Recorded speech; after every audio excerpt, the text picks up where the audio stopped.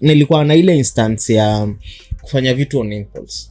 Kuna time nishaifika tao, I was going somewhere for a meeting and then sikuwa nimekunywa chai kwa hao. Then vile nilifika tao, so nimefika mapema, ile siku yenye unataka gari kwame ufike on time, inafika mapema. So vile nilifika tao nikashangaa nifanya nini, kitu ikasema nashinda nikiona tu Java, naona tu mzungu tunaingia, alafu kuna utu tumse sijui tunakuwa naitwa high end tu Mwafrika tu, but tunajifeelingi tunatembea ni kama dunia wanaown dunia sweet sugars, si ndio? So I was like, unajua aje mimi nataka niingie hapa pale wanaingiaga nijue inakuangaje. So vile alisema sitawahi sahau. As much as naweza kuambia ufanye hiyo kitu, just make sure at least you have some money with you. So mimi vile niliingia nikasema I want a coffee. Nilienda tu hapo kwa mnaambia, can I have a coffee please? Kaniuliza, so akaanza kuniambia sijui latte, americano, nini, cappuccino, angake. Nikasema sasa ni ile time uko na obsession ya kutaka kwenda US, nasema nipatie hiyo americano hiyo. No. Nikamwambia sasa nimepata makozana hapo, nikamwambia nipatie iko sana. Buda acha bili jakuja. 800. Kahawa na kosa na ni ile kahawa ya 200 ml, ile cup ya 200 ml ndogo hivi. Na kosa ni yenyewe ndani ni holo, hata uwezi shiba. Okay, nililipa yes. Kosa ni hii mkate hii. Croissant. Na nimejua. Inauma sana. Unajua ikiiva nililipa hiyo bill. Hiyo bill nililipa my friend, but I felt the pinch. But then after I walked out, unajua then there is a way like ukiingia in those places, anyone who meets you there, they look at you at a certain way, wako like in an approval. Sijui kani akili yangu iliniambia hivyo, but they look at you in a way to suggest like okay, naka unajiweza. Alafu ndio pia wakudanganya wanakupatia na tuku kitu kingine tunaka patco. Unajua ushaiona patco? Ile sweet ya patco ya white. To call them hizo to biscuits. Tulikuwa tunabanga kitambo bobo. Ni utu unapatiwa na tutatu. Kwanza kuna watu najua alikuwa afanye huko kazi tunafaa tu alaani, lakini acha tu. Hiyo biscuit hapa inadipia pale kwa chocolate unaekewa. So like for me most of the experiences I've had it's out of impulse. Ile like na kwani what can go wrong. But si ati ni ile ati after umelipa ati sasa ati uko na do ingine mingi. No. Kwanza hiyo time nakumbuka nililipa nikabaki na so tatu kwa mfuko, nikasema we it's all right, haina shida, but it's an experience. Unaona? So sometimes like usifikirie sana, just do it. Lakini kidogo tu alisema point poa, alisema make sure kuna nini? Kuna pesa. Generally yes. Kuna vitu Wezi ingia Java na choani kuna vitu. That's the point. Sasa hapo mindset itawaka kama uko na chuchwani, hapo mindset itawaka. No, hapo mindset haitawaka. Not that. Kwani mwaka mzima utakuwa tu na choani kwa mfuko? Kusema ukweli. AJ maliza mwaka mzima ukapata una ka shit. Ni shai, but kwa mwaka mzima wezi niambia hujakosa kushika kama mafuta mahali. Hata kama ilikuja wazi mshwashwa ikaendaga. Si ni hivyo? By the I apologize for ile time nilikuwa mtoto, nilikuwa nashinda mtu mzima na kosa ngaje.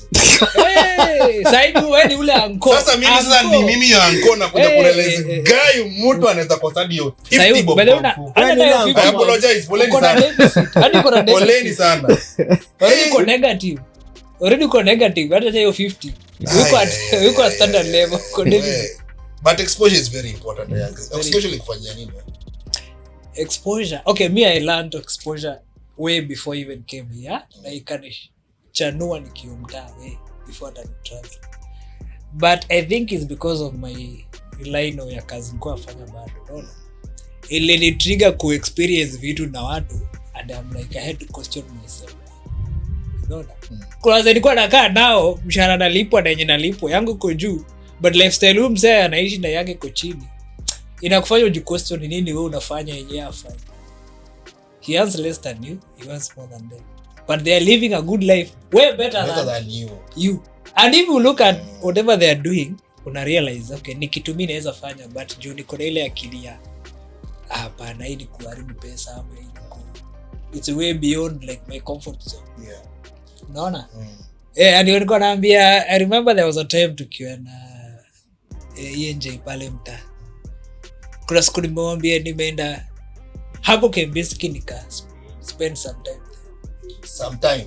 Yes. Not because no, please be clear. Acha kwambia alispend siku mbili. Si ati alispend some time, acha kutudanga. Siku mbili ukitembea hapo ama no. In-house. No, because testimony.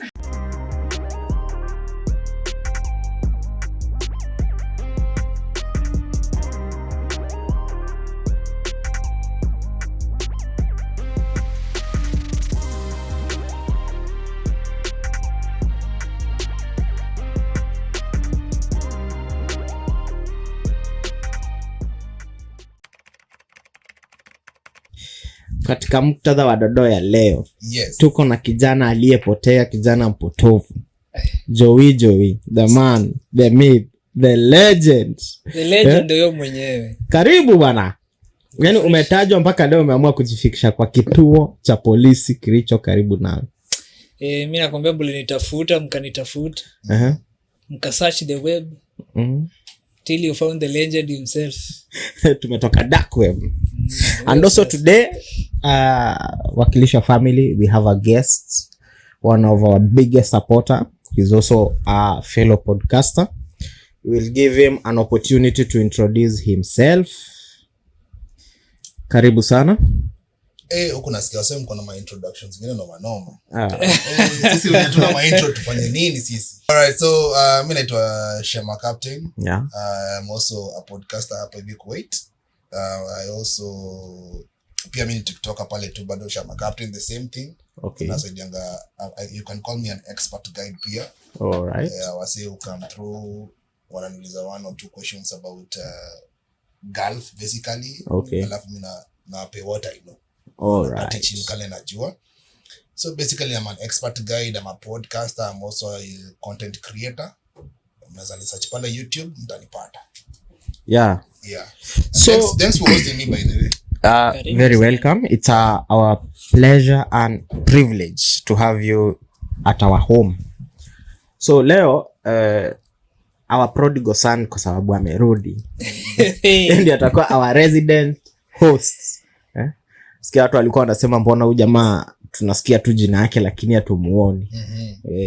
So usijali, ni mashughuli kwa mingi bana. Hapana. Kwani uko serikali ya 2 term?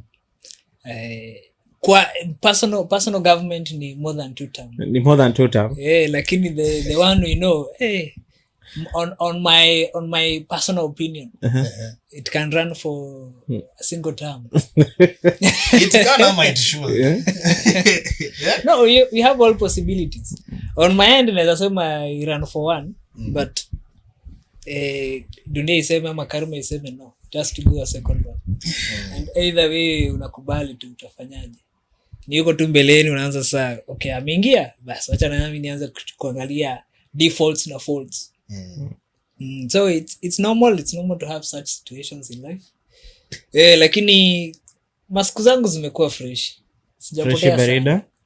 Sijapotea sana. Unaona leo nimekuja na captain akafika. The ship is going. Umeonekana nikaonekana. Niko drift Ndio sailing. Vile sasa tunaendelea hivi. So vitu mingi zimehappen. Sijui kama unajua last week huko kwa area. Yule jamaa anajiita Luchele. Tulikuwa naye kwa hii hot seat hapo. Katupatia a few takes of his. Sijui kama ulifollow up kona what we have been up to when you are away. Karibu niseme when baba you are away, but now he is not baba. Joey. But Joey was sent away by the way. He was sent away. Wewe unafanya nini hapa? Now that's rhetorical. So according to what we were talking last week, kuna updates kadhaa zimecome through nini. And I also don't want to like follow up a lot on that kwa sababu pia kwa vitu tu zingine pia unaonanga tu wacha tu ikufia hapo ama kama hapo ndio imefika ifike. Yeah. So on that point tunaanzaga na swali ya wiki yako imekuaje, grapevine yako imetoka inasemaje, what's new, what's old, what is interesting. Kwenye nimetoka imemea Kunanyesha? The graveyard is very fruitful in different aspects. All right. And at least I got to be challenged na few things. Na nikakaa chini nikathink life inakuanga na unpredictabilities. Unajua vile wasee walitoka mtaani wakakuja kutafuta mboka. Sijaisikia mzee akisema niko na mipango fulani nataka kurudi mtaani. Kila mtu atasema nenda nirudi ni maintain. Nenda nirudi. But nobody talks about the sense of nimekaa hapa. Unafikirianga nini? Unaona captain amekuja hapa nataka atupeka insight. What do people think when they see other people traveling out there? Wanaonanga life yako ikikuwa mysterious ama labda sisi ndio tunaonanga ikikaa very fun. So tunaongelea wale wenye wako mtaa ama wale wenye washafika huku na mtu ako like sasa nafikiria nataka kwenda mtaa nitafanya nini? Baadaye unajua ukiwa hapa hivi unafikirianga niko nataka kwenda kuanza kabiashara. But mtu wako mtaa anajua huko kwa cash flow vibaya sana. But is that the reality? So the reality kwa sababu mtu wako mtaa anajuanga huku hivi tunakotanga pesa. Tunachuna kwa miti. Mtu wako mtaa anajuanga by the way money grows on trees in Gulf. But hajakuja huku hivi akapigwa na jua akasikia vile iko. Akajua the reality of the mchanganyiko ya summer na winter at the same time. And you are confused mpaka skin yako iko confused. How am I supposed to feel? Ni sweat ama ni kose sweat. You understand? Lakini majority of people wanasemanga mimi naenda nirudi na lakini haiko kwa mentality yangu basically. And naweza sema kama kuna mtu ananisikiliza sisi taka pia kwenda the same mentality ati nitakuja alafu nirudi tena nikuje tena. No. Unajua ndo that's why it's important kuwa na hiyo exposure. Ukiwa na exposure at least unajuanga there is something else I can do apart from kukaa huko hivi. Kuwa na limit, sema napiga miaka 5 work towards an exit kifika 5 years. Lakini ukipiga miaka 5 kawa India alafu upate hapana acha miaka zingine 5 unataka huko for life. Unajua funny enough ni okay no offense lakini unaanga India unakuja unasema ati I've been here for 15 years and I have two children. In fact mmoja amezaliwa tu recently. Na huyo mtu ajaenda vacation. Sasa mnijibu. Mtoto alitoka wapi? Miracles mazee. Unadhani maombi inaendaga wapi? Mtoto alitoka wapi? Hapana my friend. Miracles. Unadhani maombi inaendaga wapi? Nilikuja kusikia rumors ati wanasaidia na my brothers zako I don't know. Labda mniambie. Sasa nikwambie kama Mungu ako na capability ya kuchange mtu akuwe a pillar of salt. Sasa pia mimba kutoa hapa afikishe mtando ngumu. Mara ya mwisho yeye mtu alichangewa pillow. Olion. Walisema prayers can move mountains. Alafu unaona tuko ile region hizo vitu zilikuwa zinahapenia. Tuko hiyo hii ndio hiyo region yenye hizo vitu zilikuwa zinahapenia. So ile line ya miracle. Wilderness. Yo tuko tumetap. Wilderness ni hapa. Inaitwa tapping. Sasa tumetap kwa hiyo. But on that note, kuna vile umesema hiyo story. So hata siku atatuende mbali sana. To a point yenye hadi sisi wenye wako mtaa, unaona? Like I think for men tunakuwa tumefika to a point where like and the reason I say men is because we are men here. So I don't want to speak of the other gender kwa sababu then that would be me assuming I know no which I don't. But unapatanga hadi tukiwa mtaa tunapatanga job and then like we kind of get comfortable like ya uonangi what is next, unaona?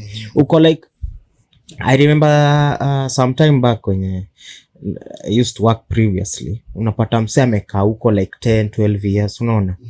And now you'd ask okay umefanya 10-12 years but what is next? Unasema what is next? Mimi nataka mtu hii amalize high school aingie kole, akishamaliza kole ni retire, niko na kakwata hapo mahali niende nilimalime tumboga, si mimi na wife tuko na chakula ya kukula, and then that is it.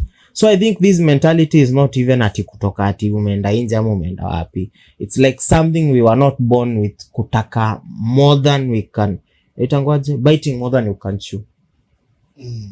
So technically as you guys want to put it, atufikiriangi what in next, but So my question is it from ukisha travel ama ni kutoka tu mtaa?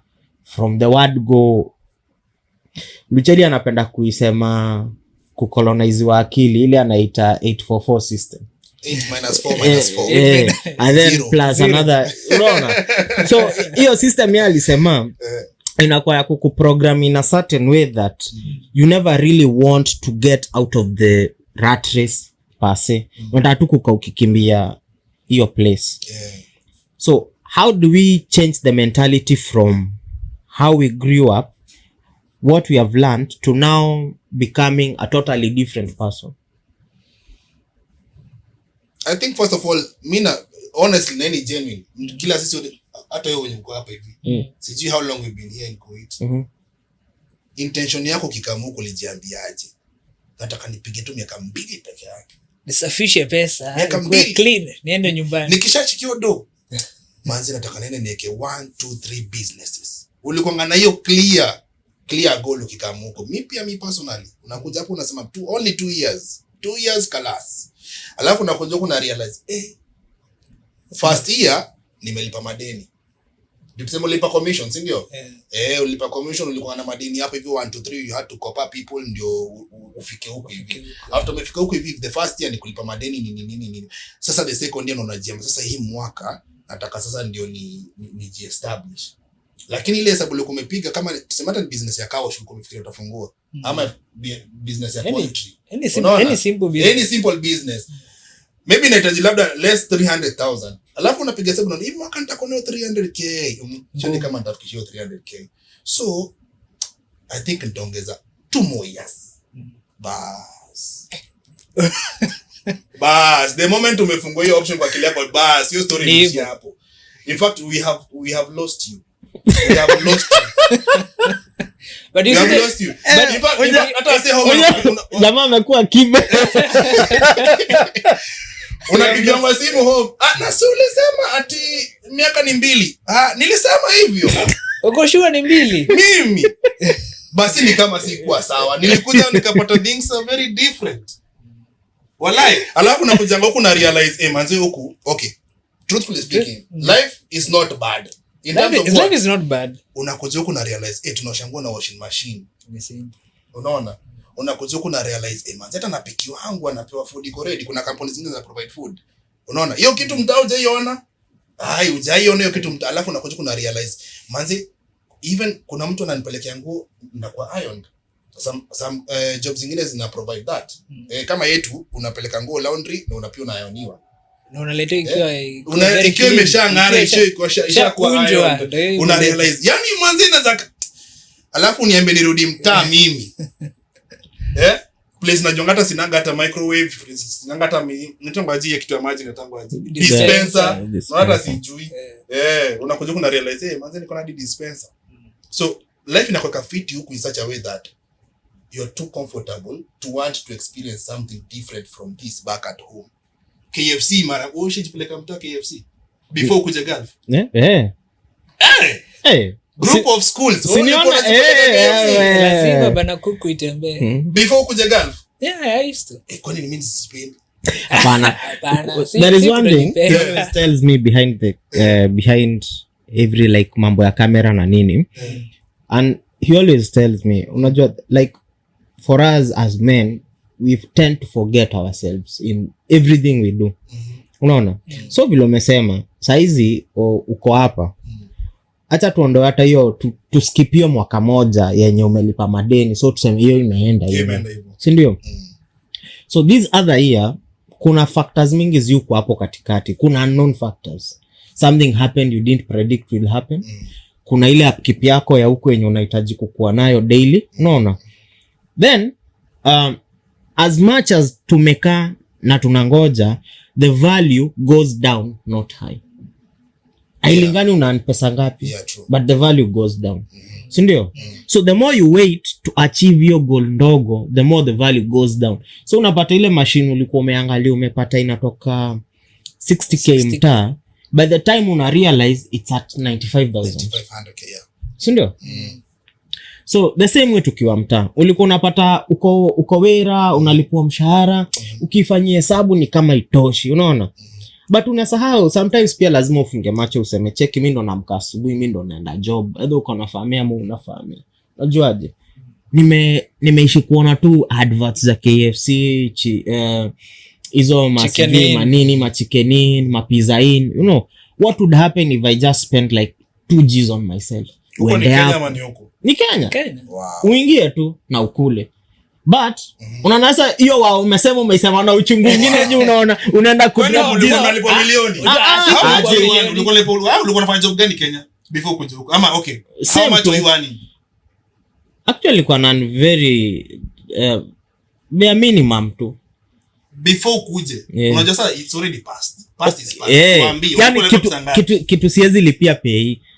Unajua kategoria ya pesa huwezi lipia pay. Tulikuwa tunalipwa hiyo. But below 30k. Inakuwa ni below 24 I think. 25. Below 25. 25. Hiyo ulikuwa below 25. I miss the same. Okay, yeah, mine was relative better, but either way the factors are still the same. It's what you choose. Acha nikwambie. No. Mimi nilikuwa nakula 15k. Skatai. Unaona hiyo 15k na by the way help ilikuwa nikata. Hiyo nayo ni more. Down ngapi? Down 30. Down 4. Na ilikuwa inakukata kiaje lakini. Si huwa. Unajua ni system. By the way nikata. So I came to realize si kila mtu anakatwa by the way. Juu nilikuwa okay. Kuna wenye anakata automatic na kuna wenye kati automatic. You have to go manually and so it depends with the company. Depends with the company. If the company is well up, who ina follow up, ulikuwa na help and blah blah blah, inaanza ku detect. Nilikuwa nakatiwa pale hivyo kwa sala like pesa ikishaingia kwa pesa ilikuwa inaingia kabisa, alafu unaangalia okay company imenitumia 15k lakini pesa imenifikia ni 9000. So but kuna hiyo breakdown. Exactly, your breakdown unaona manze hata help bill inikata. Guy, mimi nalipia na 15 salary yangu manze nalipia help for. Ngoja, mimi niko tu na swali moja. Wewe sio help ukichukua uko unaenda kuwaka? No, yes or no? No, it doesn't matter. Hakuna kitu nalipia sahi help manze na 15k. Unajua gava itanipea job in fact help. I'm only supposed to pay help kama gava ilinipe job. That's what I feel. Na kama si gava ilinipe job wanipe mimi time yangu nijilipie help yangu. Okay, but you used, it was a resource you are given. Hautawai. Sasa kwa jipeleka KFC na ni wewe unatafuta hiyo pesa. Ni wewe unafanya hiyo 16 hour 18 hour shift. The same hata hiyo help ungelipa. Hebu imagine now ulikuwa unalipa hiyo do but kwa hiyo deduction unakatwa tuseme so 3 kwa mwezi. Inaenda kwa account nyingine tofauti na Jit Entertainment. So 3 tu si mingi, so 3.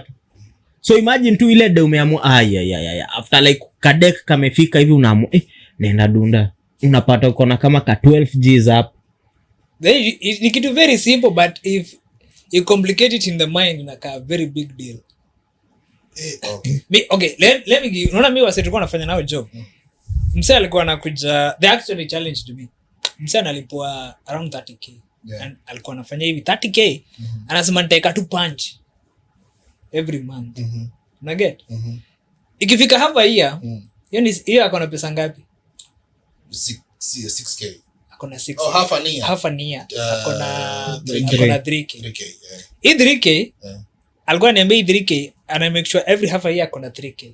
Then kwa hiyo salary ya mwezi wa 6, ana make sure ametoa another 3k. Akona dao ngapi? 6. Either 6 anaenda kujispoil. December. No, that half a year. Hiyo mwezi wa 6 tu anajispoil. And it's not a big deal. But it's a big deal if actually in real sense and the reality of life you have so many things you need to take care of.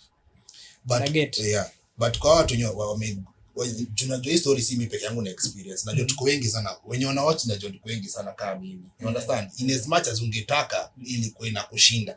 But right now you know better. Now that umepata opportunity fit unajua mimi sizitaka nirudi ile place nilikuwa. But it's all about mentality. The same way nimekuwa nikikwambia saa hizi. Hakuna kitu unaona hata buda sahi hata uende Greenland hata uende wapi, you know why you won't leave those places? Because first kitu ya kwanza, as much as tunasema mambo ya nini, unapata kuna exposure yenye umepata system work kama huku si ati life ni fiti, ni systems are working. True. Si ndio? the same systems we have home, if they would work, trust me you, hakuna mtu mwenye anaweza toka mtaa kuja kufanya kazi kwa mtu mwingine, si ndio? All those systems. Do you know now why you feel suppressed? Kwa sababu the systems that are supposed to make you feel unakuwa eased to society, they are not working fast. Second, unapata the little that you are getting, the same system that is not working is trying to get everything that you're working. Yeah. Unaona? Hiyo kidogo una gain pia inakujia. So it's like a system that is only devouring. Hakuna kitu inakupatia back. So kitu naweza kuuliza, wewe after umekam, umetulia, umelipa madeni zako, so you are debt free. Ni nini umejifanyia yenye unasema? Unajuaje? Even if today things went south, I didn't save anything, nasema I appreciate the experience because I did this for me. Si ni impress mtu like for me, nilikaa chini nikasema I've always wanted to do this. I did this for me. Okay. Yeah, so right now nimejipeleka hizo places by the way. Na so now nimeenda di Cheesecake Factory. Place ulikuwa unaona. Place nilikuwa naogopa nasema unafikiria hapo hivi ni big deal, alafu kingia unapata. Kumbe ni brand tu. Ni brand tu. Ni vitu common. Ni vitu very common. Sasa nimeenda hiyo. Una understand? Pia mwenyewe nime invest 1 2 3 assets 1 2 3. Una understand? Vitu nilikuwa nadhani manzi hizi vitu sasa nikafanya. Wala siwezi nikafanya. Ama it will actually take me a long time kuzifanya. So if you ever go back today, tuseme for example umeenda umeajiriwa kazi, tuseme hata tuseme bare minimum 40 Gs. Do you think you would stop doing the same things for yourself? Stop doing this. Actually, it's in your exposure. It's a mentality change. And exposure is very important. Inakuchanging mindset, I agree. Yeah. Wanasema tu mindset is, unajua by the when you say about mindset, it's not easy. Wewe toka chini useme nina change mindset yangu sahi hapa. Na feeling sometimes unafaa kukuwa na kapush fulani ama ka exposure fulani. Life ikuset mali fulani ndio uone manze this thing is possible. It's only that this thing is possible. Ni vile tu labda ulikuwa unaona ugumu because wewe mwenyewe personally you had not believed you could. You don't see the big picture. You don't see the bigger picture by the way. But once we experience exposure, kabla ni experience exposure, sai mambo ni different. Exposure nyingine by then story na nini? Bade. Unajua bade nini?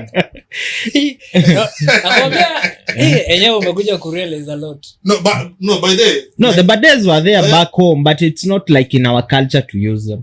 So even if you ever found them, you wouldn't really be Miss J patana nyumba Nairobi iko na bade. Kama mimi ndio sikuwa naangalia. Ziko. Ama ni juu unajua okay sorry no offense lakini niko nasikia ati manze ati ni Muislamu anaoshanga na maji badala ya tissue unasema ew. Unakuja ku realize that is the best. That is the best practice. Actually zilikuwa ziko but ungepata because of our exposure uko like you don't clock in the mind how to use it ama what's the importance of it. Wewe uko na ile ulifunzwa uko la kwani iko nini? Unaget? No, honestly if you go uko mtaa kuna places ziko nazo. A lot of the places have them. Not necessarily in our local home areas like mtaa but you know around too within they are there. Actually with diversity kuna hiyo government building now actually is required to have those amenities because of your different diversity na culture something like that. Right now nikirudi mtana najua nitaziona but back then sikuwa naziona. Jota I didn't even know the importance. You understand? Actually the first time I came across it ilinishangaza sana because I never used to know what's the importance of it. And actually even niliona nikasema hata sitaguza labda ndaguza vitu ziende hewa No, I actually knew the purpose, but the first time I ever used it back home is because I was left no choice. Ushitumia kitu Nairobi? Yeah. Wewe ni cool kid. Si mambo na cool kid. Wewe pia uliyoitumia kitu Nairobi? Yes. Si magazeti. Si hatujasema hatujawahi tumia magazeti. Hatujasema hivyo. Tumetumia ni matawi at some point. Okay, upgrade from matawi to Sasa kwa bade aya from being in the farm to the city. Nimemajinia matawi alafu tukile matawi na washanga mtu. Na hiyo tissue unajua tissue ya matawi ilikuwa kwanza very nini, ilikuwa tu hapo kwa mlango ya choo. Nile tu ukisahau unaweza stretch hivi unangoa. But the good thing with it used to help with maintaining the hygiene. And also the smell and everything. Like it's very good actually. Ilikuwa ina maintain. Okay, unaona hizo bomba zenye zilikuwa nazo, they didn't have the smell. In a way. Expensive. Yes, it's expensive in a way. Using matawi. Yes. How is If you think it in a larger perspective, it's expensive. Ile siku utaenda hapo ukose ndio utajua ni expensive. Na plus unajua ilikuwa pia seasonal. Ni seasonal, ilikuwa kila saa. Alafu sasa shida bade ya mtaa nayo si unajua ni bako kutoka mtu. Umeka mnayo. So ndio nilikuwa nakwambia, you know, like when you change the way you see. Actually nimekuja kurealize so many things tulikuwa tuko nazo huku, they actually there back home. Ni vile tu I don't know, vile umesema tu exposure. There is a side of us that tunaona but to process ni nini tunaona. Unaona like it's there but akili yako I process that information for some unknown reason. Unaona. So that brings me to mambo vile tumesema, mambo ya systems that work and systems that do not work. Now that you have been exposed to a system that works, no, and the one thing ningetaka tuongelele kidogo ni mambo kama ya ID. You see how we go through so much to get an ID card back home. And how it is easy. Hapa in fact you just print it for yourself, unaenda kwa machine, you're given a code, you put a card, inatoka ikuwa printed with all your documents. No. If you need any information, like it's on your phone, like ukiingia tu kwa simu you can get any information, hadi medicals if you want. No. And how easy it is to attain these systems. So wewe unafikiria how do we change, ama how do we nitaiekaje to make sure that our systems home zina work vile zinafaa kuwork? Like what you think we can do to have those systems? Well, okay, the systems are there, but they are not everyone has the knowledge of we have a certain system, this is the way it is supposed to be run. No. Like kuna ka challenge ya youths wetu wako like ni sawa naweza ingia e-citizen. Actually e-citizen ukiingia iko na vitu mingi, you even be surprised. Actually hata ile time ulikuwa na travel you will realize e-citizen kumbe naweza fanya kitu fulani. It's actually I can access a certain ministry. Everything iko hapo but nobody knows. Ni kweli. So like ni need to know iko very big deal in this. Ni challenge gani hiyo? Tuanzie kwanza na the fact that kupata ID Kenya requirements ni gani? Unasikia umeitishwa ID za wazazi, alafu unasikia umeitishwa birth certificate. Si ndio? Ni ID za wazazi ama tu it's a document with majina za wazazi? Mimi nakumbuka. Okay, nakumbuka it was ID, copy ya ID ya mzazi and the birth certificate. Niliona tena kwa post nyingine siku hizo wanaitisha hadi high school certificate. I don't know but I saw the same. Na nikashindwa what the hell? Ukashindwa high school certificate. Unless ni rumors ama unless si ukweli, but niliona RTO ID ya mzazi, alafu birth certificate, alafu number 3 nini inaitwaje? Hiyo ya high school. Hiyo certificate ya high school. Nikajiuliza what if mtu hajasoma high school, what happens? I don't know, maybe it's because saidi kuna story na elections, maybe that's why. All right? Tukuje huku. Ulipataje civil ID yako? Ulipeana nini? Mimi nilipeana passport peke yake. Nikuja tu na passport, wakiweka passport na ile visa. Si obvious ile visa uli apply. That's all you need. The passport itself, civil ID. The passport itself ukishapata na uko na hiyo visa, they process it. It's already got a job description. Your visa got a job description. Right? The other basic things they have of course to do medical just to to confirm whether whatever you hiyo did is medical legitimate. nani, that's No, but what is needed actually is your visa and your passport. passport. Alafu uko na civil ID. Hakuna story mob. Kuna stories Hakuna story mob. prove you did, I don't know you came, I don't know you Hakuna went. story mob. That's a foreign country.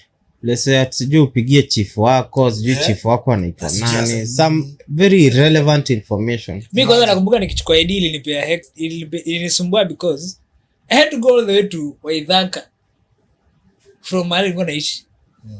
All the way kutoka Lenana naenda tu kwa Waithaka, sijui kutafuta, sijui kwa sijui chief gani. Niliendanga nikauliza umetoka wapi? Niliendanga hapo Jamhuri nikauliza umetoka wapi? Nikasema place hapa Lenana. Itabidi uende the other side of Dagoretti. Imagine. Why? It is the same Makes thing. no sense. I'm the same Kenyan. Naona ni kama wanakuwa wameka hizo naona ni kama wanaifanyanga hivyo kufrustrate wase. Jiulize. You can go to any school in Kenya. Unaweza toka hapa uende Marsabit na uingie shule bila shida. Wanakuitisha tuseme birth certificate ya kuprove umezaliwa huko, si ndio? Ama Kenya upeane, it's okay. Unaweza enda to any university in the country, anywhere in the country. You can easily travel, but a document like an identity card wana require your local chief. Na sasa wewe ukizaliwa mwenye alikuwa chief hata pengine is long gone. Kweli. So that means lazima uungane. So the new person who is there, he has to ask you, okay, mimi ni chief. Ulizaliwa hapa, unaishi Boma gani? Prove to me unaenda hiyo Boma. Alafu unasikia amekuuliza. Now because unavoid hizo story mingi ya shika hii soda ukunywe. Alafu kishapenda tu soda hivi, akunywe. Hiyo story inaishia hapo. Wacha nikuulize. Let me ask you even a very more common thing that I'm sure you've experienced. Okay. Well, ulikuja na agents, ndio? Ulikuja na agent, right? Are you really sure that the process and your agent alikupitisha, if you are not to come with an agent, it will really cost you that same amount? It wouldn't. You will be even surprised that it's cheaper. The cost of what you paid by agents is way higher than kukuja direct. That I totally agree. Naona. But ni juu ya nini? Agent anakuambia anajua nikienda pale embassy nalipa 10. So nitamtishia 15 ndio nibaki na 5. Get. Yeah. Nakwambia fanya hivi, enda embassy cost. Wewe utaenda document already zako ziko pale. Cha. You don't know the cost of the stamp itself. But ungekaa chini research juu stamp inakuwa 10k. Kwa hiyo unaweza enda nijichukulia na 10k. Kitu fulani inakuwa 5k. But because you have your idea, nikikuja niulize mtu fulani akamwambia hiyo inakonga 15, but deep down anajua ni 10. You nataka hii 5 years. So wewe kama na agent mara ya kwanza ama? No, me I didn't come with agent. Nikuja na my own means. Again. Your own means? Yeah. Nice. So unapata nilikuwa naenda pale hivi kupeleka documents. Unasikia mtu amelipa pesa ngapi hadi unakopa kumwambia uko sure unaenda the same place ama wewe unaenda dunia ama wewe unaenda premium grounds, mimi naenda regular. Ati tunaenda wapi kwetu? Uko sure unaenda kwetu moja ama unaenda kwa the king himself? Yeah, unashangaa labda anaenda na premium grounds, anaenda huko kwa mwenye nchi. Una get? But it all starts, I think, from the bottom, from exposure. Exactly. Kama watu angekuwa nakaa hivi, unakuwa na knowledge of what it costs to go somewhere. Nobody will take advantage of it. Yeah. Again, though pia ikikuja hapa hivi unaona somehow, to me I might think this place is somehow a modernized prison because you have everything you need. Again, na inakulimit from thinking outside the box at some point. Unaona? Umekaa hapa, kuna ukishuka tu hapa chini gari ya kwenda job ndio hiyo. Itakurudisha hapa. So fair. Hauna issue na fair. Uko na nyumba ya kukaa. Labda accommodation umepewa. Au lipi rent.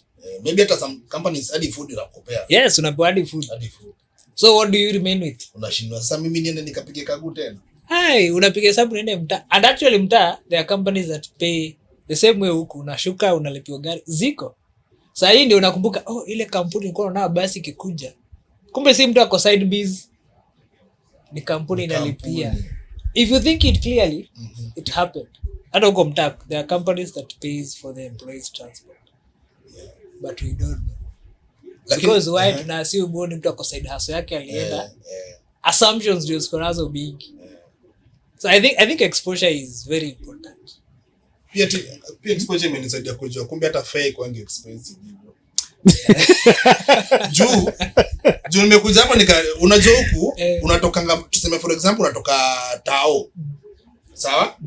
Hadi Thika ndalipa 100 Kenya. Nitoke hiyo tu Tao niamue nataka kwenda Busia. Imagine I'll still pay 100 Kenya shillings. Hapa. Okay? Ndio nakuja kurealize kumbe fake wangi expensive. Unaunderstand? Alafu kitu ya pili Uber Kenya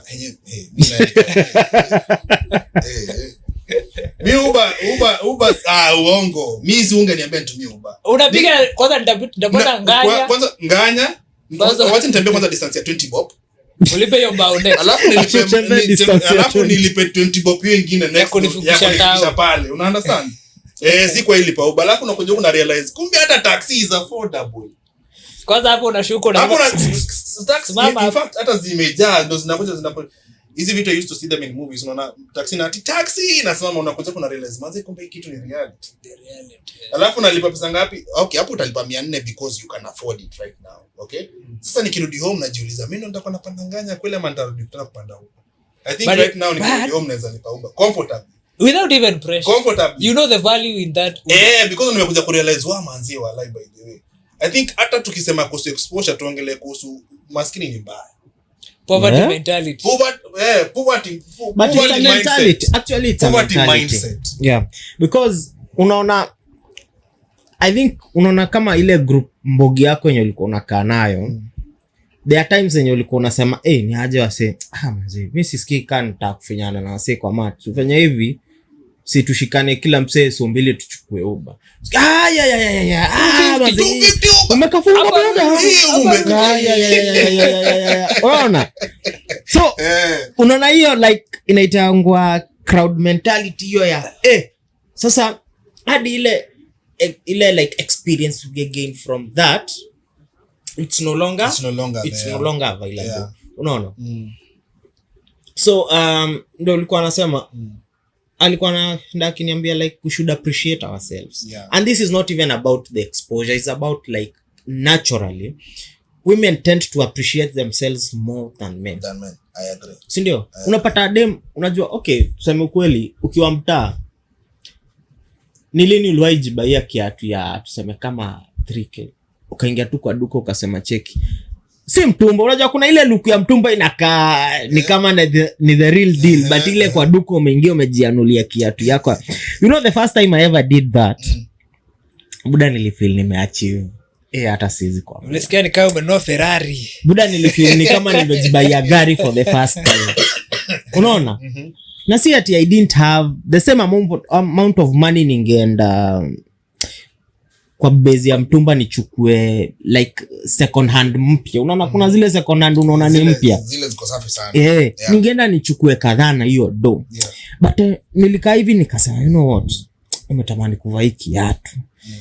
Nikajiuliza hivi tu bila ati kukwati na hiyo exposure ya nini nikasema how did it feel to buy myself a new pair of shoe? Like mimi ndo mwanaume wa kwanza kuingiza mguu kwa hiyo kiatu tu brandy. Unaona? Buda niliuma kutoa hiyo do but I can assure you lakini ulifurahia vile ulikanyaga chini. The first time I ever wore that shoes I was like oh my god this is how it feels. This is sasa kutoka hiyo time I started seeing a very different thing like how I vile navaa vile na like how I take care of myself. No I'd go naweza enda kwa restaurants.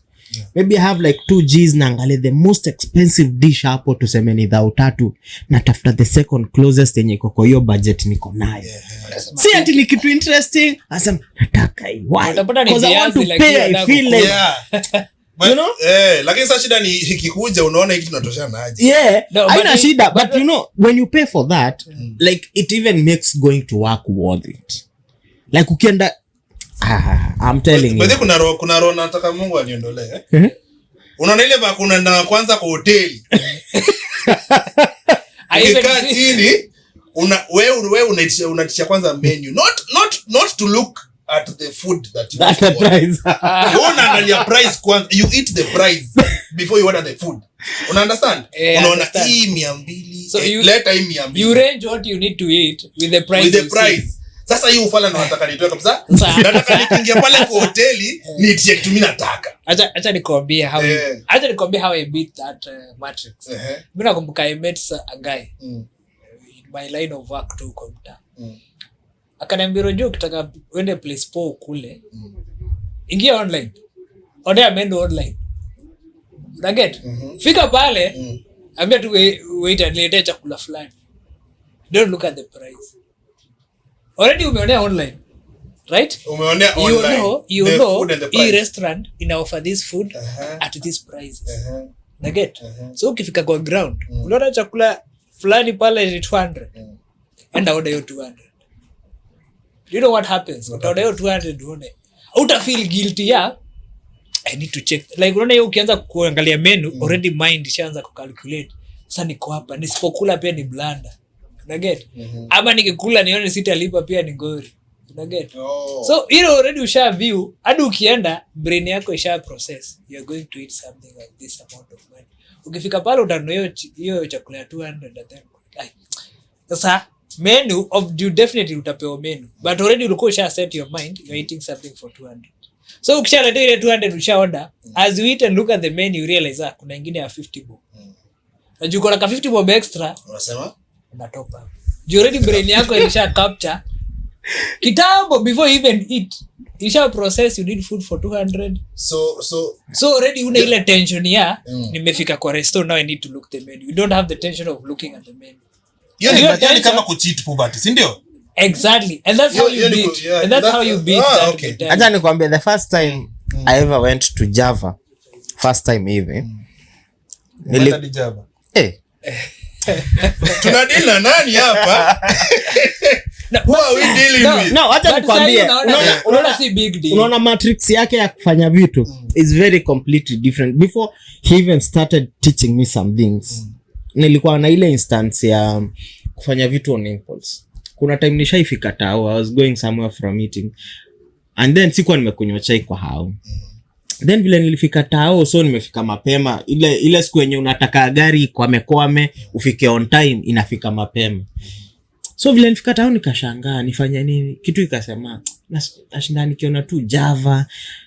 Naona tu mzungu tunaingia, alafu kuna utu tumse sijui tunakuwa naitwa high end tu Mwafrika tu but tunajifilingi tunatembea ni kama dunia wanaown dunia sweet sugars, si ndio? So like unajua aje mimi nataka niingie hapa pale wanaingiaga nijue inakuangaje. So vile alisema sitawahi sahau. As much as naweza kuambia ufanye hiyo kitu, just make sure at least you have some money with you.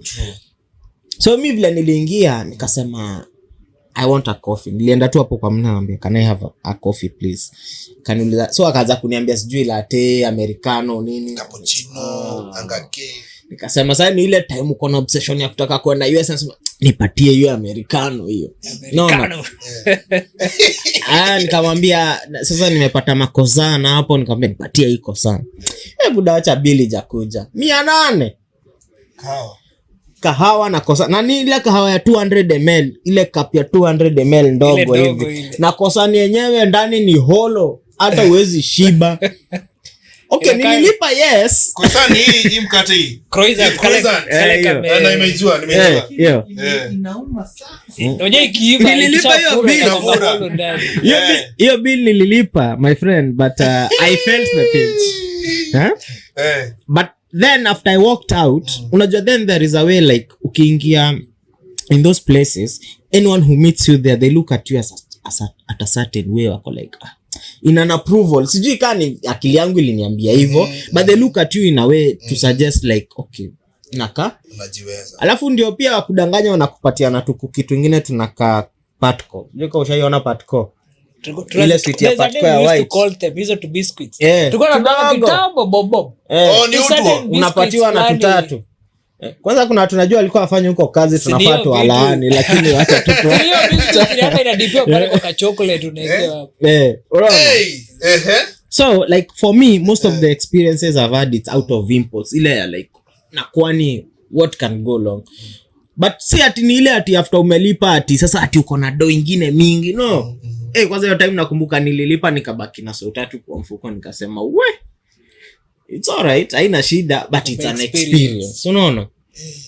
So sometimes like usifikirie sana, just do it. Lakini well kidogo tu alisema point poa, alisema make sure kuna nini, kuna pesa. Generally yes. Kuna vitu wewe ingia Java na choani, kuna vitu that's the point. Sasa hapo mindset itawaka, kama uko na chuchwani hapo mindset itawaka. No, hapo mindset haitawaka. Not that. Kwani mwaka mzima utakuwa tu na choani kwa mfuko, kusema ukweli. AJ maliza mwaka mzima ukapata una shit. Ni shy, but kwa mwaka mzima huwezi niambia hujakosa kushika kama mafuta mahali. Hata kama ilikuja wazi vishwashwa ikaendaga. Si ni hivyo? By the I apologize for ile time nilikuwa mtoto, nilikuwa nashindwa mtu mzima nakosa ngaje. Sasa hivi wewe ni ule anko. Sasa mimi ya anko na kuja kurealize guy mtu anaweza kosa hiyo 50 bob. I apologize, poleni sana. Hadi kuna deficit. Poleni sana. Already uko negative hata hiyo 50. Uko at standard level. But exposure is very important. I agree. Exposure kufanyia nini? Exposure. Okay, me I learned exposure way before I even came here. Like chanua nikiumta way before I travel. But I think it's because of my line ya kazi nilikuwa nafanya bado, unaona. Ile ni trigger ku experience vitu na watu, and I'm like I had to question myself. Unaona? Kwanza nilikuwa nakaa nao, mshahara nalipwa na yenye nalipwa yangu iko juu. But lifestyle huyu mzee anaishi na yake iko chini. Inakufanya ujiquestion nini wewe unafanya yenyewe afanye. He earns less than you, he earns more than them. But they are living a good life way better than you. And if you look at whatever they are doing, una realize okay, ni kitu mimi naweza fanya, but juu niko na ile akili ya hapana, hii ni kuharibu pesa ama hii ni it's way beyond like my comfort zone. Yeah. Unaona? And nilikuwa naambia, I remember there was a time tukiwa na ENJ pale mtaa. Kuna siku nimemwambia nimeenda hapo kempinski nika spend some time there. Yes. Not because no, please be clear. Hata kwambia alispend siku 2, si ati alispend some time, acha kutudanga. Siku 2 ukitembea hapo ama in-house. Not because ni mtu alini-challenge actually. Mtu alikuwa anafanya naye job hapo West. Alikuwa anafanya job hapo West. Yeye alienda akaenda Masai Mara. And akikwambia vile yeye amesave pesa, alikuwa anapata tip jo, alikuwa waiter. Yeah. Akipata ka tip. Anajua yeye alikuwa amejiekea as a strictly akipata tip. Hiyo ni yake ya kuenjoy because imekujeza na appreciation. Yeah. So he has to go directly to consume. Yeah, he consume directly ka appreciation pia. So every time apata tip ya 2k anaweka. At the end of 4-5 months, this guy had like 60-70k. Alienda akachafua yote akajispend, akaenda Masai Mara akaenjoy akarudi. Na sasa tuambie story yako. Yeah. So hata mimi nilijipata in that situation. Okay? I remember niko napeleka watu airport na taxi. Yeah. Unaona? Mzee anakupea 2 kati. Ama unapata mzee amefika airport, most of the anaona akona Kenyan money, na anaona kitravel hiyo Kenyan money haitamsaidia. You know, anaamua hii pesa fanya hivi, chukua hii 5k ama 4k, just do something. Juu amefika airport, ameenda ku exchange do, ameona line ni mrefu. You know, it happens, these things happen. So anaona ataenda na foreign currency kwao. Unaona?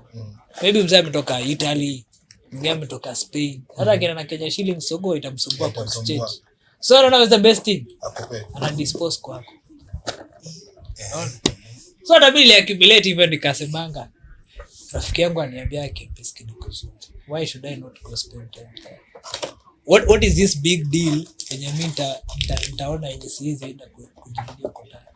So mimi nikaingia, okay, ilikuwa pesa mingi lakini nikasema I enjoy it. Tupe details.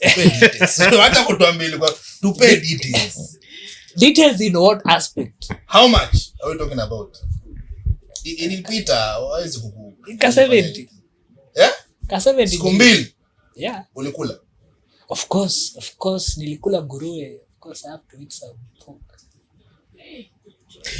Okay, why does it seem like it's an impossible thing for You you? know, it is very Okay, possible. let me tell you. No, But- like, why does it seem like- listen, Umbili. how much money have you spent on yourself? The highest amount. Yeah, by the way, that would be a very genuine question to ask. Guys, Tuelewane. It's an open conversation. Umetuambia vizuri. Umetuambia vizuri, past No, is past. I am not saying back then. Sahi, yes, sahi. Wachana sahi. Sahi. You know, No, back we are then counting, we are matters counting. because back then shapes the now you and the coming you. No, I think we should start from now me. Unajua So kwani- I think sahi naweza sema ile nimespend. And Maybe- now you utatuambia hata sahi tu. No, the now you may spend kwa sababu you have the You have reserves. this. They have this, okay. Yeah. True. When you didn't have those reserves, Yeah. now that is when it matters kwa sababu it meant like you can sacrifice for yourself. Now, the funny part me, if you weren't married then, but maybe you are dating the person you had then, you spent more money on them than you'd ever spend on yourself. Because it felt like an act of giving, which was not. You know, it was a daily ka 50 ka 30, but if you accumulate that, Buddha, it's a Unajua- lot of Na pesa mingi down the line. Unajua Mbaya mbona sana. by the way, I used to think vile unafikiria akiniambia hizo story ananiambia by the way you should juu kila time hadi tukiwa mtaa tukipana naambia by the way you should appreciate yourself more. And then so siku moja nikakaa chini nikafanya hesabu nikaona say for example hata uko na ka 10k umeka mahali akana kitu asemanga ka emergency ama uone pale unataka kuenda ufanye. And then one day nilikuwa na ka 10k, so hiyo 10k nilikula yote ikaisha. Nikakaa chini nikaangalia, sijanua kiatu, sijafanya nini, sijavaa vizuri. Nikajiuliza ni to build ufala, umeenda na fare pale, umeenda na nini pale, umefika jioni pengine usiku imekauka, umetoa umenunua food ama umefanya nini. Nikajiuliza na nisingekuwa na hii 10k ningekula. One way or another lazima ungekula. You'd have found a way to make sure you have eaten that day. Nikaona hapana, so nikasema what prevents me from doing something for myself that gives me the experience. Ati hata hiyo 10k ikiisha, niko na determination ya next month naweza taka kuwa na hiyo 10k ni experience the same thing. Same, upate hiyo feeling. Yeah. bado. No, like you're chasing a high, but in the same pace una gain something. Unaona? Yeah. Even now. Saizi unaona umeondolewa budget mingi za kulipa hao nini, and even the transport itself subsidized. Trust me, ukirudi mtaa ati hiyo 30 Gs utatoa, yes, but oh my friends, utalia. You feel the joy. Unajua nikwambie, kuna vitu pia I remember vile Inja anasema inakumotivating. Tulikuwa na yeye like it was 2023 I guess. Yeah, Kuna time ni lose job. Yeah, Yani 23. kosa job. Hadi kabidi kwe driver wa matatu. Nilipiga kwa tu squad na ile squad unapewa fanya hivi, piga laps unapata kapunch. Una get? Yeah. But nilikuwa na imagine nataka kurudi Kempinski. That's the feeling actually ilikuwa ni motivate. If I was able to go to Kempinski, I don't see a big deal of coming up down from down again to up. No. Your exposure, because niliona it's not a big thing being there. If anyone can go there. No. I remember the first time I told him nimeenda hapo ako like, unasema nini? Kwa nalipo bilioni. Wacha wewe, wacha vile umekuwa shocked. Me and him karibu tu kwanza tuende ina tussle. Namwambia buda wewe kwanza umeenda huko, mimi nakwambia na kula shida hapa, kaniambia check, it's not about you, it's not about me, it's about like if I am able to spend the 70 on myself, I'm able to spend the 10 on you ama 2 on you, because I understand the value of that experience for myself. Unaona? The same way unaona Fibula ameenda Cheese Factory. Trust me, if you don't have a partner now, saa hiyo time ukirudi mtaa hata uanze ka biashara hata kakwe sika kubwa, utakuwa unampeleka places ako like zile za Unaafford aje chini ya maji familia yao kuna pesa ama, but no, because for you the experience is worth the money. And I also think that is why we don't have a tipping culture back home. But I think ukisha experience unaona mimi hata very cool exposed you don't see a big deal tipping. You don't see a big tipping. I remember our director, there was a time alituambia the reason why sometimes sisi men tunajipatanga we are not spending on ourselves ni atunanga ile comfortability ya itani please mimi. Nakumbuka hata akituambia women care about so much to the point that they care about how they are going to die. And ako like nikidedi. Nikidedi nani atakuja mazishi which is yangu, very true. Nitavalisha nguo inakaaje. Women care about those things. The same reason women hawajinyongi kama vile wanaume wanajinyonga. Jua ako like nikijinyonga watu wataniona aje. Ana mind hiyo. Wewe uko like kama naenda.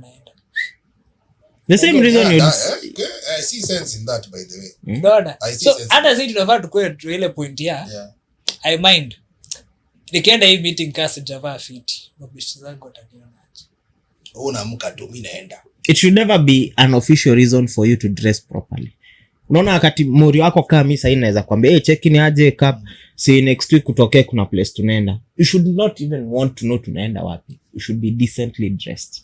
For why? You. Yeah. For you. For the event, for yourself and for the people around you. Unaona kasi tulikuwa tumevaa manini maflota. Na wewe umeingia hivi umevaa umedress fit uko tuko underdressed, we should change. Unaona? Then your exposure becomes the reason as to why we evolve as a people. But unapatanga sisi wote kama wewe nimezoea wewe ukivaa slippers sasa kaa pata hata kuja amevaa slippers sasa mbona nivae kiatu. Unaona? So sisi wote tuko kwa ile ka group ya wale wasewa we know okay we do kwa sababu at the age of technology hatuwezi sema that we don't know better, but I don't think like we want some more things for ourselves. No. So tuko pale see the same reason unapatanga msi anaacha job sasa si hata kaa pana job mbona pia mimi nichukue, si hata job yana job na si mchana tunashinda base na yeye mbona mimi niende hii job na sasa unajiconvince vile wanakulipa ufala. But ukienda there is more to offer than the money kwa sababu kuna exposure unapata different people different exposure unaona. So as we are almost winding up, last question ni now that you are exposed to a different lifestyle, to a different culture, different kind of people, kuna wale mbogi yenye ulikuwa nayo mta before come mbogi ulikuwa unazurula nayo mbogi unaenda events nayo na nini. Do you think you people are still in the same wavelength like vile mulikuwa when mkiwa pamoja, and now that you have a different kind of exposure from different kind of people and from a different environment, do you think you people still reason the same? Honestly no. The reasoning tactic has totally changed. Very much. Totally changed. In fact sasa nikifanya kitu kama yenyewe amefanya nikienda kempi watasema bro mbona unaharibu do. Mbona unaharibu do. Mbona haribu. Unajifeel sana siku hizi. Umejiweka level nyingine yani hata huko unatambuaje. Na ndio maana kuna ile notion. Alienda majuu akaanza kuchange. It's not change. Kumbuka utapata tu hapa tu chini wewe jiringe tu, those are the words. Jiringe. You understand what I'm saying? So different wavelength, but I will not even blame them. You will be like manza hata mimi nilikuwa kaa nyinyi. You haven't kaa nyinyi na shida yako si hata umaskini, shida yako ni hiyo kili yako mindset. Wacha upigwe na exposure kidogo, pulizi ndio exposure kidogo tu hivi, alafu tuone kama utachange ama utachange. In fact fanya hivi, kuja tuende na yeye. So should you lower yourself to their level, don't feel like mna click, ama should you maintain your level and respect them at where they are also? Kwa sababu wao kusema ukweli hawata kurespect. But unajua as naturally mimi nikiwa hapa hivi, if I see you are 2 steps ahead, I should catch up with you. Miss Fai could downshift. But now kumbuka tunaongelelea wase mindset yao yuko. You know how you are reasoning? You are reasoning out of exposure. Yeah. And you know why do you get exposed? Because you get triggered. Yeah. So if you are in a position you trigger them to think to your level, definitely mtu akikuwa triggered ata shift. Juu usiwahi kubali the person who is on top of you na mwenye ako chini yako, usikubali mwenye ako chini yako akutrigger urudi nyuma. That I understand. Yeah, so you're the one who is supposed to trigger them waende higher. So Ukirudi pale mtaa unafaambia best yako baadhi anafaa one the sense in why is it important to do this. Na get why is it important to experience this kind of life. I'm saying me I remember kuna jamaa alinishikanga mkono akaniambia kuja tuende. Aliingia tu hapo hivi Westia akabai shopping yake ya nyumba. But the things alibai, I'm like, why do you need to buy unga ya hii brand na unga ya hii brand? Doesn't make sense. Bora ununue Kafagara na kuna pembe. True, and it is cheaper. Yeah. Wewe mjinga unatoa 200. What is going on here? You understand? Alifanya shopping ya vitu expensive, okay? Yeah. Then akanipatia 2,000. Tufanye the same shopping. Yake ilikuwa around 6k, yangu ni 2,000. Okay, we bought the same. Kama ni unga. Right? Yeah. Akaniambia hizo hata si wewe mwenyewe ushaitumia zenye umebuy. Sawa. Wacha mimi nikupe zangu na yachukue. So nikachukua zile za 6k. Alijua baby akinipea 6k, I'm not going to buy hizo vitu. I'll just go to downshift to buy what I know. Huyo naye ni mka. So alicheza na mindset yangu. Unaget? Nikaa mimi na wewe. Mimi najua nikibuy kitu fulani. Yeah. Itakuwa around 6k. Okay? But nikikupa hii 6k wewe ukienda kubuy, uta downshift, utaangalia the grades, unaget? So you remain with something in cash. In short, wewe buy unga una buy price. Wewe una buy price, yeye ana buy product. Nice. So alibuy, dada akaniambia let's swap the items. Unaget?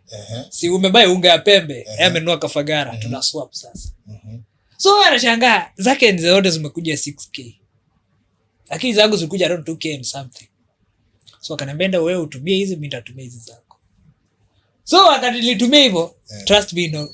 Tangu siku nilianza kutumia sabuni ya Dove. Ile ilikuwa inaitwa Dove, ile shower gel. I use it up to date. And it was very expensive because it was 1,200 ile 400 ml. Na niliwahi kuitumia. Gel ama soap yenyewe, baso. No, ile kwa container ile gel. Okay. Ile gel it's body wash. Again, nilianza kuitumia from that time till to date. Because nilisikia ukioga nayo nasikia fit. Hadi ukitembea hivi utakuwa umeoga na sabuni gani? Si panga ile umezoea ama ile menengai. Again, panga unashinda mseo. Nini siku hizi ngozi yako huko hivi manze? Ngozi iko na malaini. Kumbe ni panga. Ilikata kukata. Ilitoa ile leo. Sabuni ni ya panga. On that point of people who are putting you on good products. Yes. So as a Wakilisha family, we have a product that we have been advertising on our previous pods and episodes. Inajiita coffee dope bag. Unaona? We have the product here. Ndo msiseme ni stories za jaba. So I'll pass some sachets for you guys, muangalie, muone. Sachets. Yeah. So we have a box of 12 sachets. I think 12 sachets. Ziko na a bit of description how you make it with some milk, some water, things like that. So this is from one of our sponsors who is called Coffee Star. The company itself is Coffee Star. The product name is Coffee Dope Bags. Coffee Dope Bags. We have passed some to our guests and our host. Yeah, na ndo wasisemange ni story ya jaba. Tunakunywa live. Mambo ni live. Yeah. Wekelea hapo juu. Ndio huyu. Wanajoi. Just there. Yeah. Acha watu watuone. Unajua bwana director anacheka mtu alipewa shopping ya 6k. Naamini hizi vitu zinafanyikanga. Marafiki. No, sasa you see this is why we avoid such a mentality. Kwa busy anasema unauza. But then again you don't get to understand why you should eat ugali ya 1000 na mwenzako anakula ugali ya na mkiona iko na tumeambiwa ni sachet So where is my camera? So imebeba that iko na uzito. So we have you can see me. We have some of these bags. It looks like this inside. This is the packet. Then we have our Wakilisha mugs. We are now mambo ya kichungi na nisahau. Hapa ni coffee bag. Sasa tulikuwa tuseme tea bag lakini naona exposure is good that we have understood we have tea bags. We drop it there. Tunaipatia a few minutes It's so keen. Yeah. Yeah, and you get to enjoy your coffee while you're having a chat with your friends, neighbors. Nani? Na wajue kahawa ikunywa yangu ina sukari. Yeah, we have yes, exposure is very good. Exposure is good, eh? Yes, ile siku utaenda Java ukunywe kahawa ina sukari. Don't shout. Kempinski wasiwadanganye. Unaona ile gold walikuwa wanasema, huyu jamaa ajua alionja huko sasa. It's got a golden flower. So the tea bags themselves are the coffee bags. They have instructions on how to make with milk, without milk. They need how temperatures za maji, how long it needs to stay inside, vitu kama hizo. And with that, as Wakilisha family, we thank you for joining us for this episode. You say goodbye to the people. Alafu wapatie your final remarks on exposure. Tulisema akuna exposure. Yeye ni mwenyeji. He's not all to these things. He's not all to these things. He's very fresh. So before tumalizie ama tukimalizianga, enjoy na Joey. Tulikuwa tunaongelea kuhusu exposure. Na tukasema mtu asikuje alafu akayape forever. Okay? And as much as umekam kwa experience, by the way, life is different than from home. You have to go home at long last. East or west home is always the best. But you don't want to go back home in the same situation and you talk at home. You came here to change home. So make sure you change home, okay? So mimi nasemanga wase before hata wakamu huko hivi. Ama after umekamu huko hivi, umekaa kidogo, jiambie mimi najipe time 5 years, hata kama ni miaka 7, at least umejipea time. Ikifika by the time kama umesema 5 years, ikifika 4th year uko na 1 year left ya kujipanga, ujue what am I going to do home. Kama umeamua nitafanya kufuga kuku, kama umeamua mimi nitafungua kinanda ya ku recycle makaratasi, nitengeneze tissue paper, uanze kupiga research na hiyo 1 year. Kuwa na option 2-3. Okay? Plan A, B na C. Plan A, B and C. Anza ku research on them, ujue capital ni pesa ngapi. Kama capital ni 1M, start saving towards having that 1M. Na hiyo haiguzwi liwe liwalo hiyo iguzwi 1M. Iko hapo inangoja wewe uende. Ikifika after 5 years, me I'm going back home and I'll be having 1 million intact, and this is what I'm going to do. Alafu do it at least small scale, uone vile itapik.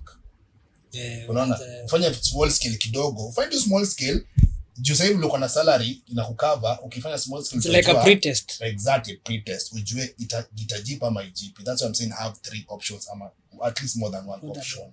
Fanya small scale, ile itajipa ujue now this ndio naenda nayo. Una understand? Hakuna kitu kama ati niko na biashara, hakuna kitu kama sijui niko na investment. Everybody was born akiwa mtoto. Kila mtu amejifunza. We learn every day. Sindio? Na watu wajifunze kusave, by the way. MMF si kusave, watu wanunue shares, watu wa invest kwa vitu kama shares za stock market za Kenya, watu invest kwa assets, kitu unajua itakusaidia pale mbele in future. Very true. And even for your health, kunywa at least kahawa bana. Jenga mwili. Kunywa kahawa. Be the style. For the first time nimekunywa kahawa bila sukari.